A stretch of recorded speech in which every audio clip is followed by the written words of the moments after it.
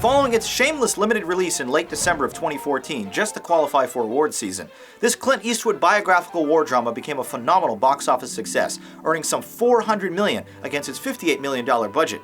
Nearly 80% of that gross came from domestic ticket sales, however, where the overtly patriotic themes resonated most effectively with viewers. Based on the remarkable true story of Navy SEAL sniper Chris Kyle, played by Bradley Cooper, the 132-minute story follows his life as a soldier in war-torn Iraq. Interspersed between his multiple deployments, he exhibits the crippling effects of PTSD on occasional return trips back to America. For the third consecutive year, Cooper scored himself a Best Actor nod for his work as the titular hero, one of 6 nominations for the film. Gaining over 40 pounds of muscle for the role, his transformation is a convincing one, employing a southern accent and thick facial hair that makes his performance an effective impersonation. As he stares down the barrel of a camouflage rifle, you can see the anguish in his face as he contemplates the consequences of an impossible decision, like whether or not to shoot a child who may or may not pose a threat to nearby allies. The narrative jarringly cuts between this grisly environment of war to his quiet suburban life in Texas, and the brief bit of disorientation that follows these quick edits is a perfect illustration of war's lasting influence. Tell you something, these Marines keep rushing in like they're doing, they're gonna have their asses shot off.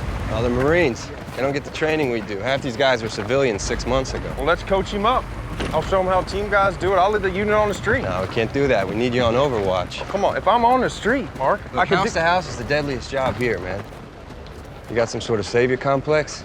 I just want to get the bad guys, but if I can't see them, I can't shoot them. Look, all these guys, they know your name. They feel invincible with you up there. They're not. They are if they think they are.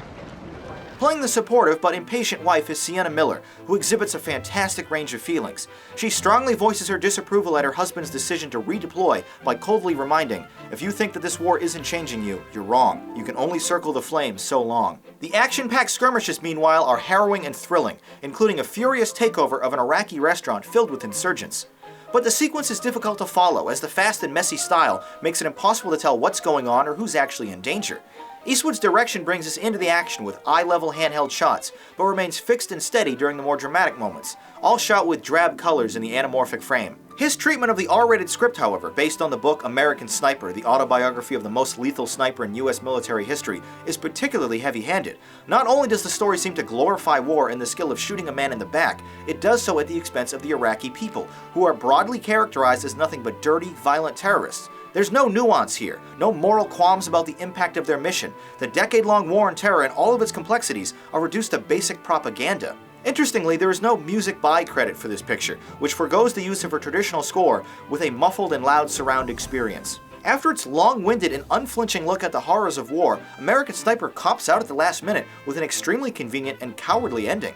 Military families will undoubtedly adore this picture, which showcases America's best and bravest as exactly that. But the movie is not nearly as complex or important as it pretends to be. Worth seeing at least once, American Sniper is a shallow and repetitive examination of war, delivered with imposing artistry. Now it's your turn to weigh in on this polarizing film.